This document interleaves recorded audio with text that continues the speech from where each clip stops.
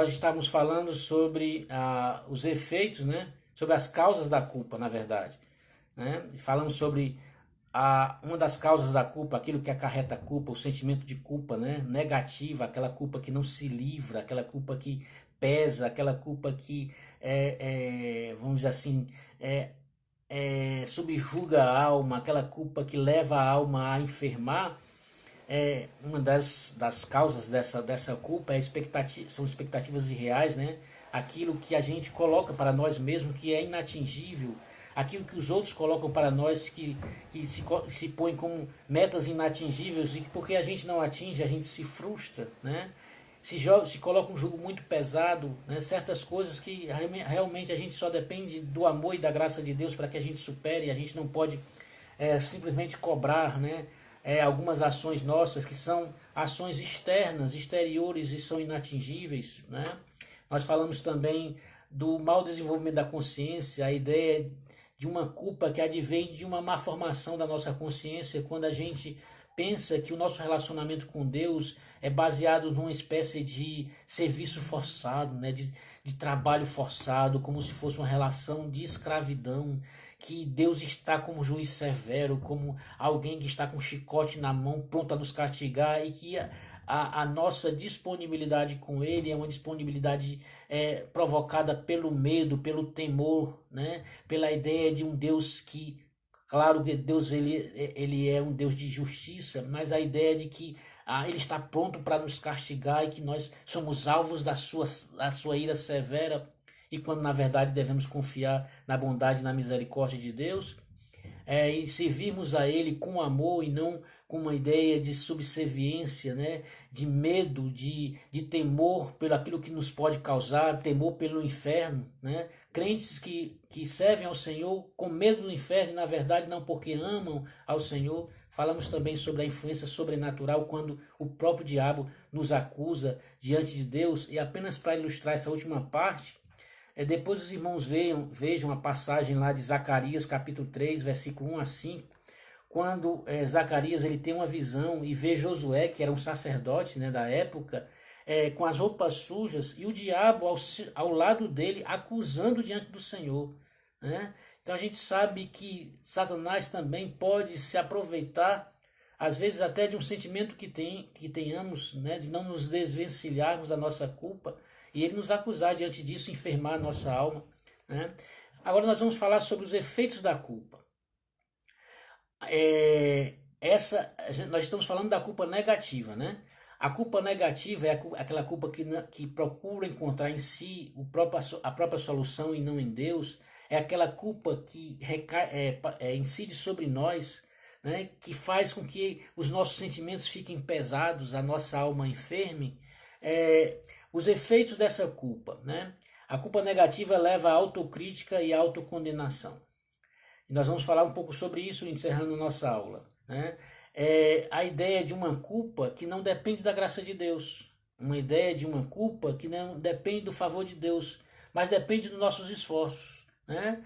E essa culpa de natureza negativa, né, que nos leva a uma autocondenação, porque no momento em que a gente se sente culpa, a gente diz assim, mas por que eu fiz isso? Meu Deus, claro que isso é o primeiro momento que nos pode levar a Deus, a reconhecimento do nosso erro, né, do nosso pecado, a gente precisa pesar isso, mas quando a gente fica remoendo, se lamentando e não procura se chegar a Deus, isso nos leva a essa ideia de autocondenação, né? Uma autocrítica severa. Há pessoas que têm isso muito apurado, né?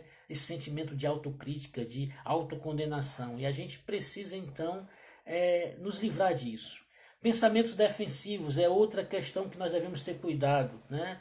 Muitas das vezes, o nosso pastor já falou isso em outras lições, muitas das vezes, irmãos, a gente quando erra, ao invés de procurar pesar o nosso erro, reconhecer o nosso erro, reconhecer onde nós pecamos e nos voltarmos para Deus, às vezes nós temos pensamentos defensivos. Existem os mecanismos de defesa, né, que procuram fazer com que a gente se justifique diante de nós mesmos, né? É a autojustificação chamada. É o comportamento de de tentar nos excusar, nos desculpar. Lá no Éden aconteceu isso, né? Quando Eva foi instada por Deus sobre o seu ato, ela diz o que? Olha, foi quando Adão, na verdade, foi instado por Deus, né, a respeito do seu pecado, o que ele fez? Olha, foi a mulher que tu me deste. Na verdade, implicitamente, ele culpou o próprio Deus, né? Olha, tu me deste uma mulher que me levou a pecar. Né? A mulher também, quando foi instada, disse, foi a serpente.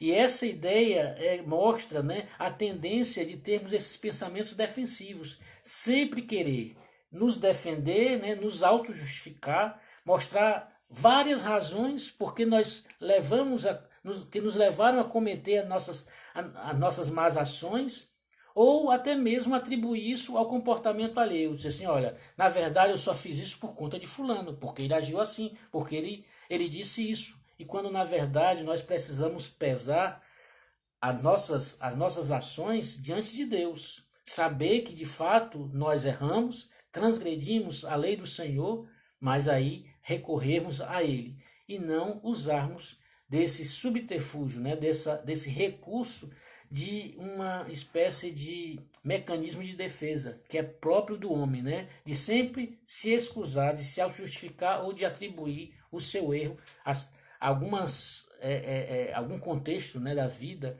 ou alguma circunstância, ou mesmo atribuir o seu erro a terceiros, aqueles que estão à sua volta. Como foi que aconteceu com Eva. Um outro exemplo a gente poderia citar aqui é o de Saul. Saul, lá no primeiro livro de Samuel, capítulo 3, versículo 11 e 12, né? Quando Saul, ele vai oferecer um sacrifício e deveria esperar Samuel, aí ele oferece aquele sacrifício, Samuel diz, mas por que tu não esperaste? Ah, Senhor, mas profeta, o povo estava me apertando, né? O povo estava ali, eu vindo que tu não estava chegando, eu fiz isso. Então sempre aquela ideia de se excusar, se desculpar, se auto-justificar ou atribuir a sua culpa a outro. Esse é um dos efeitos danosos, né, destrutivos da culpa. Reações de autocondenação. Sentimentos de culpa quase sempre geram sentimentos de ansiedade, de baixa estima, de insegurança. Geralmente as pessoas procuram formas de autopunição. Né? A gente sabe que existem religiões que têm a chamada penitência ou autoflagelo. Até bem pouco tempo, vamos dizer assim, a igreja, no sentido, né, amplo aí, tinha essa ideia de que para que se você se livrasse da culpa era necessário fazer uma penitência, né? Você está ali praticando algum tipo de ato de penitência para você se livrar desse sentimento. Aí você tinha que fazer uma determinada reza, você tinha que recorrer a um determinado comportamento para que você se livrasse da culpa. Ora, nenhum ato de penitência, irmão, vai nos livrar da culpa. O que nos livra da culpa é o sangue de Jesus. O que nos livra da culpa é a justiça de Deus atribuída a Jesus. É isso que nos livra da culpa. Nada podemos fazer em relação à nossa culpa para nos salvar. Na verdade, o que nós podemos fazer é pesar as nossas ações, né? Reconhecermos que de fato nós estamos errados e nos voltarmos para Deus com um sentimento de arrependimento.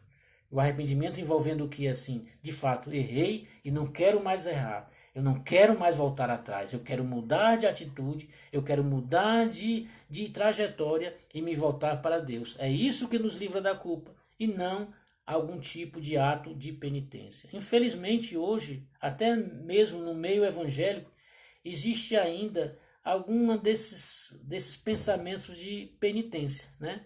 As pessoas dizem, não, a partir de agora eu irei fazer isso, como se houvesse uma ideia de contraprestação, né? De eu vou fazer isso porque em retribuição eu vou alcançar isso, né?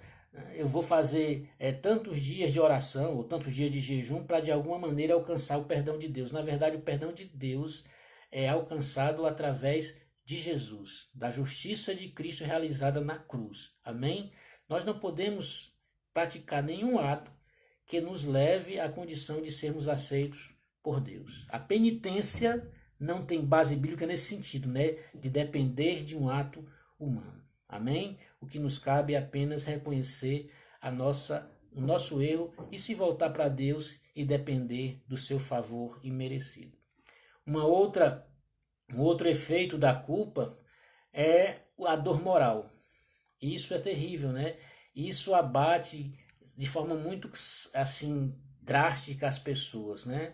Trata de uma profunda angústia moral provocada pelo indivíduo pela compreensão de ter cometido atos e a possibilidade de advir consequências reais e terríveis, né? É aquela ideia de dor moral, meu Deus. E aquilo dali remói e muitas vezes persiste por muito tempo, enfermando a pessoa, destruindo as suas emoções, tornando-a, né? Às vezes até a pessoa não se aceita e isso traz um prejuízo muito grande para a sua alma, quando na verdade a pessoa deveria descansar na grande e imensa graça de Deus. Amém? Essa graça que ela é maravilhosa, ela nos trouxe perdão e devemos descansar no Senhor. Nós somos bem-aventurados, somos felizes porque a nossa iniquidade foi perdoada e o Senhor não atribui a nós a nossa iniquidade. Amém? O tratamento adequado para a culpa. Deus não exigirá de nós expiação e penitência. Tudo que era necessário para que nós alcançássemos de Deus o perdão foi realizado por Jesus. O cristão deve ter consciência do perdão de seus pecados e da justificação que foi operada por Cristo. Como todos os pecados nossos, todos sem exceção, foram completamente perdoados, a posição espiritual do crente passa de ser injusto para justificado, de impuro para purificado, de escravo para livre, de perdido para salvo, de condenado para liberto. E aí vem aquilo que Paulo disse lá no capítulo 5 de Romanos, versículo 1. Né? Justificado, pois, mediante a fé, temos paz com Deus por meio de nosso Senhor Jesus Cristo.